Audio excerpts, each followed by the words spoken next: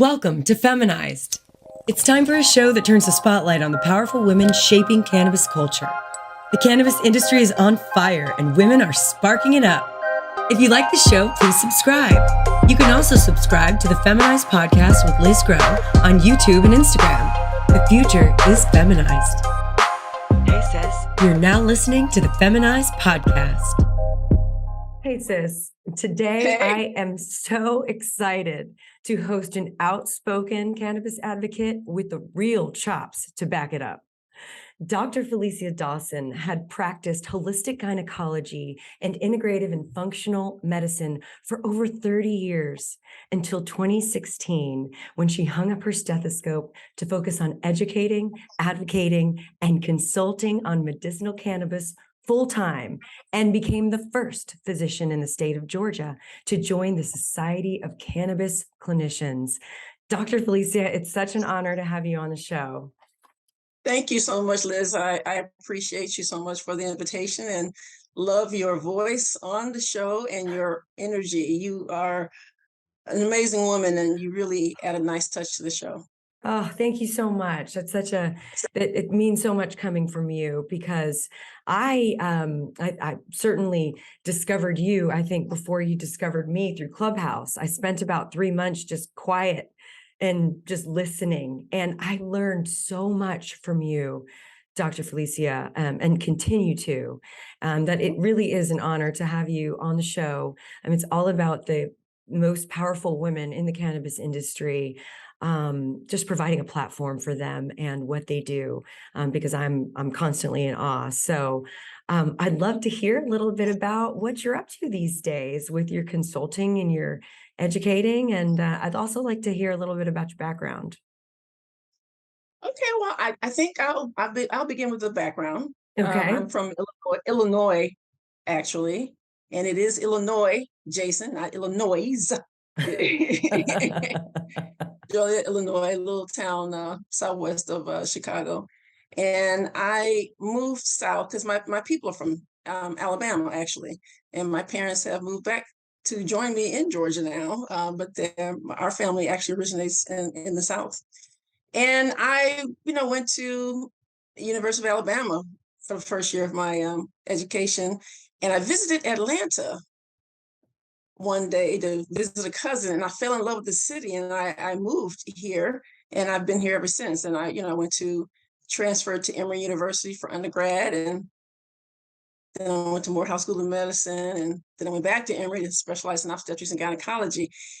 I joined another physician, and once I got out into private practice, and I saw really quickly that drugs and medicine were not the answer to everything. I found that out really soon. It's like you give someone an antibiotic for vaginitis and it's back again, a couple of weeks later. So I learned that you have to look at the whole picture, what they're eating.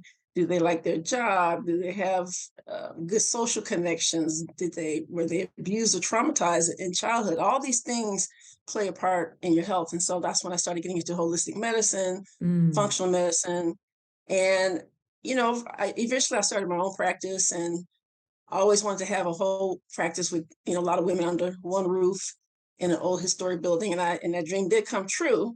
Wow. However, the business of medicine started to beat me down. I was starting to lose sleep and a lot of those kind of things. I actually retired from obstetrics in 2008 because I was beginning to fall asleep at the wheel. And I said, I don't know how people used to do this until they retired. But eventually in 2016, I closed my practice. But a couple of years before that, I started hearing about cannabis in 2013 with Dr. Sanjay Gupta. And it was like, cannabis is medicine? What are you talking about here? So it was fascinating. And I've just been so fascinated with it and so invigorated by it, because it's not only medicine.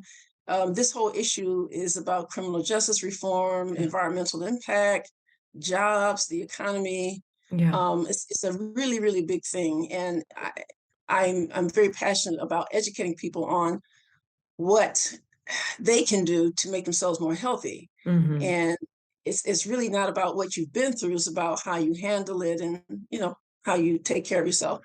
So what I'm doing now is mainly trying to educate and bring some balance. But I will tell you that since I closed my practice and got off of the hamster wheel, so many things have been revealed about the corruption in politics and the corruption in business, in medicine, and Yeah. corporatization of medicine. And, so I'm writing, in the process of writing 2 books. One book I'm writing with my partners at Plants for Life, which is like an educational cannabis platform, where we will combine holistic medicine with cannabis and teach people how they can take care of themselves. Because what we found was that our ancestors really died of infectious diseases, maybe trauma, but today we're dying of chronic inflammation from our lifestyle and our diet. And I think our diet is probably the biggest thing, along with the environmental pollution that we have from unchecked capitalism. I'm also writing a book about cannabis and women's health. So that's why I had to pull back from the show a little bit so I can make better progress on these books. And at the same time, I'm also working part-time to take care of veterans and help them get their disability. So I have a lot on my plate, but I love to learn. That's like my first love is learning, and my second love is teaching. So that's a perfect fit for me. Oh, wow. Wow. Well, I can tell. I can absolutely tell in the way I think that you present the information in such an accessible way. Not a lot of doctors can do that.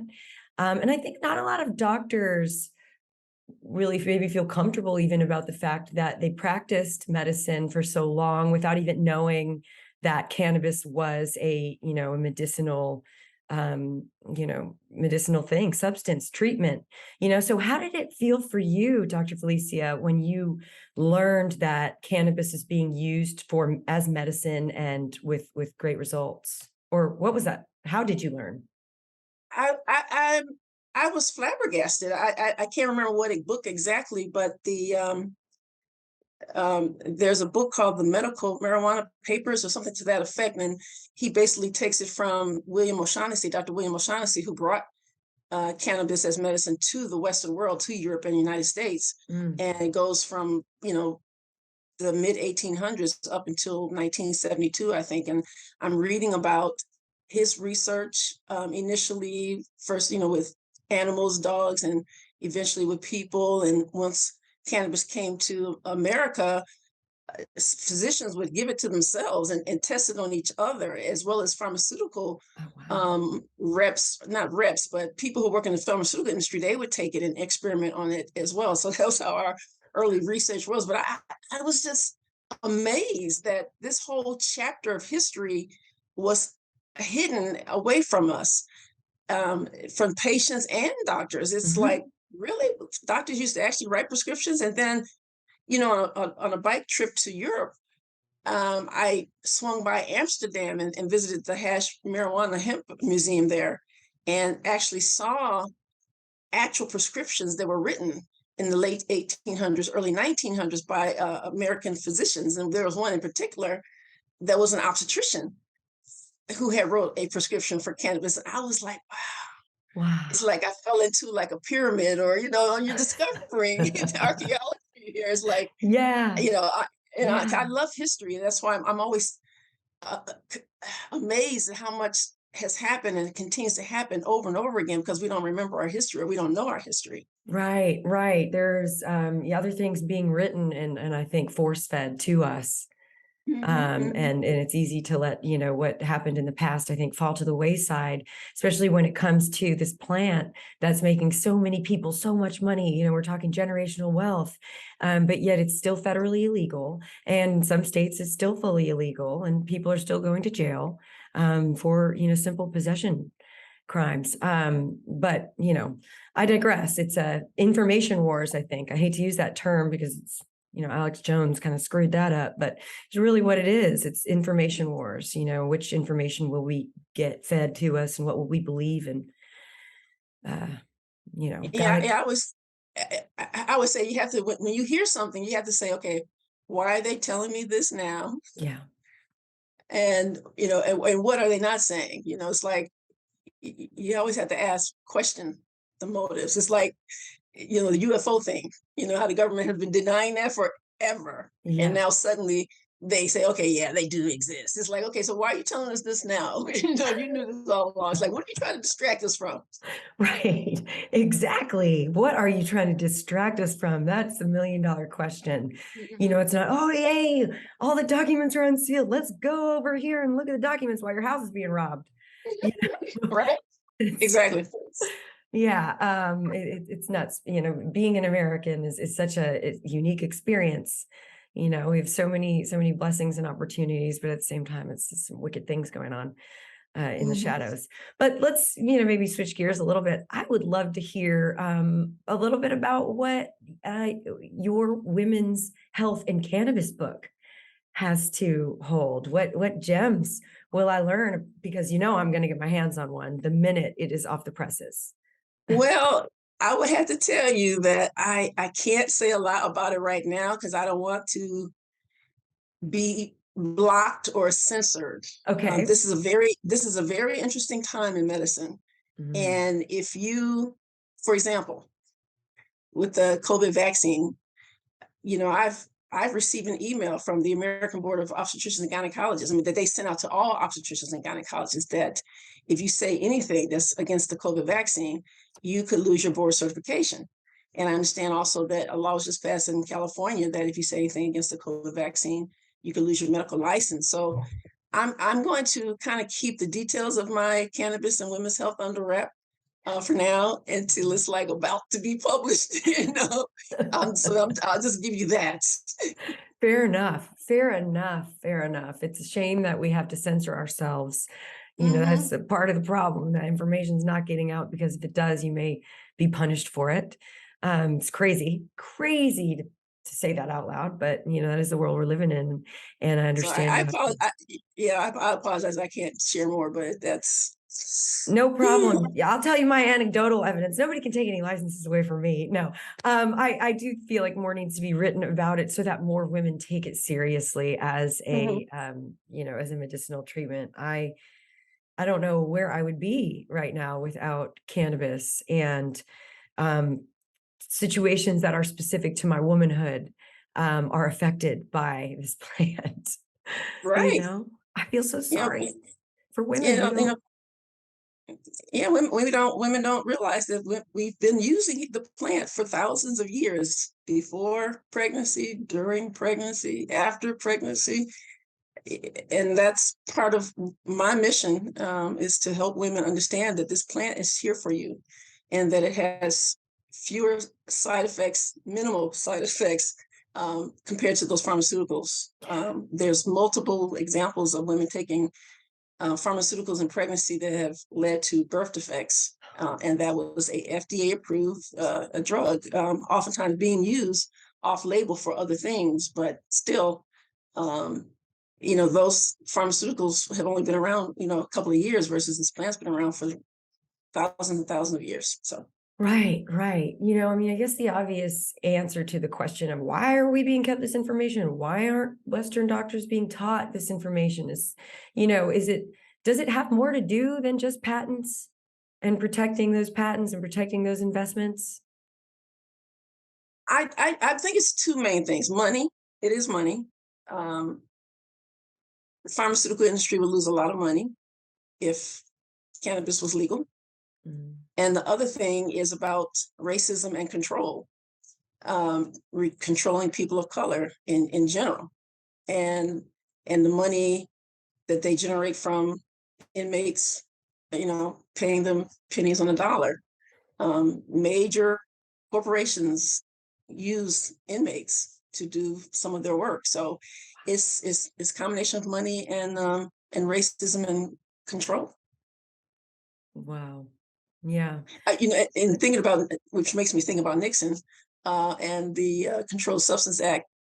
When he passed that law to put cannabis back under prohibition after the Supreme Court said that the marijuana tax of 1937 was unconstitutional, he also, authorized a commission, the Schaefer Commission, and the Schaefer Commission said, "Yeah, no, there's nothing wrong with this plant. It should be legal, and they should have home grow." And I was like, "Wow, they were talking about home grow in 1970. I didn't know that." That's why Yeah. I find history so amazing. It's like we were talking about homegrown in 1970. Really? Yeah. Okay. Yeah, you just gloss right over that though. We were talking about it, but it didn't serve the interests of the parties in power. Mm-hmm. So Right. sorry, human beings. Mm-hmm. This is gonna be kept from you. I think it's just so sad how the hemp plant has been kept from us because of the just complete misunderstanding and racist, prohibition agenda. We're kept from the hemp plant, with this Right. beautiful, powerful, natural source of so much, for Mm-hmm. our health. Could you imagine if we were wearing more hemp textiles? Right. Yeah. And we The were environment. Yeah. to surround ourselves with it. But yeah, it's just so sad. So what do you think about doctors? How do you think that some doctors are still kind of okay with this cognitive dissonance? You obviously hung it up and you were like, I am taking my talents to cannabis, and I'm so feel so blessed that you have. But a lot of doctors, they're doctors for life. They're going to stay in it and they don't want to rock the boat. I mean, can you speak to that cognitive dissonance of not even letting cannabis register? Well, I kind of get it because I know how. I mean, you're literally on a hamster wheel. And I remember hearing one of my colleagues, who's a physician entrepreneur, saying that they're taught actually in business school. These corporations who own hospitals and medical centers and things like that, they teach people in business school to keep their doctors and mid levels, nurse practitioners, PAs, nurses, keep them busy so they don't have a chance to think or ask questions. And a lot of times when physicians are working for other people, like they don't have their own practice, and very few physicians have their own practice. See, I was one of those few dinosaurs who thought about Marcus Welby and hanging my shingle up and doing my Yeah. own thing. But most physicians today work in large groups or work for a corporation or a university kind of thing. And they're kept very busy, so they don't really have time to question, and they just want to get the paycheck and do the best they can with their patient under those limitations. And just they sort of have their head in the sand, Yeah. in my opinion.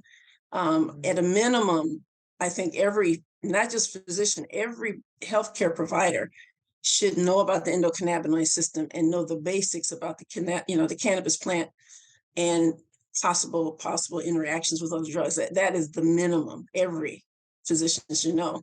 But while we still have the federal prohibition, our medical schools and hospitals and whatnot can hide behind that and say, oh, well, there's no space in the curriculum, or it's federally prohibited. And the other thing about being a physician is that you have to continuing education, you got Mhm. liability, you have all these things on your plate already. And to think about something that's federally illegal, trying to learn about that, and oftentimes there's no continued medical education credit for Mm. going to learn about it.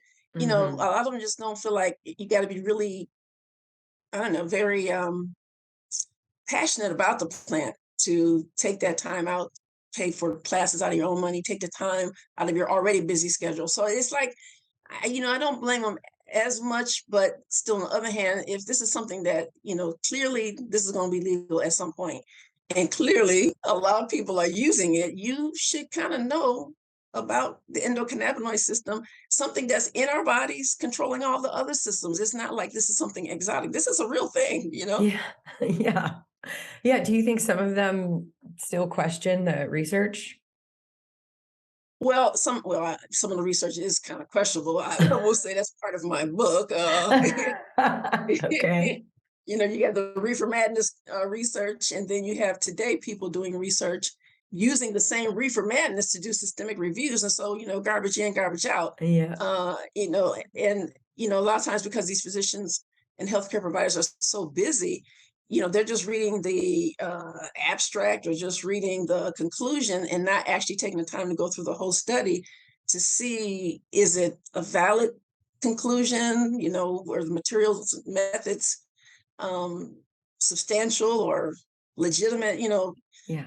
The average physician doesn't have time to go through every article. So they're going to take the word of the headline the clickbait and keep on going, so that's part of the problem. It's like we have some good research, especially since the endocannabinoid system has been discovered. We're having a different research based on that part, but when they're looking at the cannabis plant itself and its effect on humans, a lot of times they're just regurgitating old reefer madness prohibitionist research, and so it makes them afraid. I was on a panel with a pediatrician and a scientist, and they both were regurgitating the same reefer madness prohibition, poorly designed research, retrospective stuff, and that is not consistent with what we're doing. And this it's just.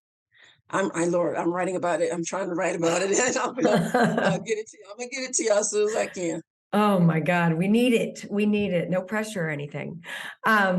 So, Dr. Felecia, what disease do you think cannabis has affected the most profoundly? I should say cannabis as medicine in the, recent 15 years, we'll give it. I would say chronic pain, seizures would be the two biggest ones. Yeah. When the other day, I think Dr. Mary did a story on epilepsy, and when you hear the statistics, it's like it's always shocking that 1 in 100 people are afflicted with epilepsy, and they could have a seizure. That's unbelievable. It's, when you think about it like that, it's it's a pretty tough malady to have as a country. I mean, 1 in 100 of us could just at any moment have a seizure. Right. I actually had an employee who had seizures. She didn't stay with us long, but she literally had a seizure at the front desk, right there in front of her, fellow employees. And I don't think patients were in the waiting room at the time, but it was very frightening for my staff. And I was saying, "Are you on any medicine?" And she said, "No." And I don't know if it was because her medicines didn't work or they were making her feel a certain way, but you can hurt yourself when your seizures are not under control. So, I mean, it's a very frightening thing to see, and I'm so glad that parents are the ones that got this going. Yes. And it's always coming from the people. When the people are making all these discoveries, and then science and medicine looks at it. Right. That's the way it goes. It's really important to listen to your patients. Yeah. I'm sorry, what was that? No, I was gonna say, it's always important to listen to the patient because they can teach you so much. I'm going to cut that out and make that a social clip and send it to all doctors. Listen to your patients. Okay, so before I let you go, Dr. Felecia, we have a little tradition on Feminized podcast where I ask all of my beloved guests the same 3 questions. And so if you will indulge me in answering the Feminized 3, here it goes. The first question is this: who is in your dream smoke circle? 3 people, dead or alive. And if you don't smoke, it's all right. Maybe an edible, maybe a tincture. Okay. I would say Jesus. That's a good one. I would say Eleanor Roosevelt and Oprah. Oh gosh, that's a good one. That's a good one. I'm gonna have to be sliding in on that one for sure. Okay, great. So second question is, Feminized is all about bringing on the women who are inspiring me in the cannabis industry. So who is inspiring you in the cannabis industry? Which woman in particular?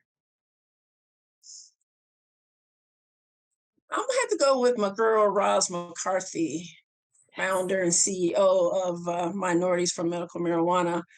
She brought her corporate skills to help Black people, people of color, to get their part of this cannabis pie. And I admire her dedication to the community. Absolutely. Gosh, she's such a powerful force. Even she's larger than life. And then when you meet her in real life, you're just like, the energy coming off of her is amazing. God, that was much love to her. Yes. I absolutely have to have her on. So this will be a good, this is just what I needed to reach out to her and do that. Okay. The last question is this. Tell me what advice you have for 13-year-old Felecia before she was Dr. Felecia. 13. I would tell her to invest in your relationships, your family, your friends. Always keep that strong, because that will do a lot for your mental and physical health. So I would say invest heavily in your friends and family. That's great advice. Well, I'm so honored again that you would take the time out of your busy schedule, writing 2 books, and having your consulting practice and educating and advocating to be on the Feminized podcast. I do hope that you will return maybe when one of these books is complete. Yes, ma'am. Oh, it would be great. my honor. We'll have a book club. That'd be so fun. Yeah. That would be so fun. I'm dying for an excuse to do a book club.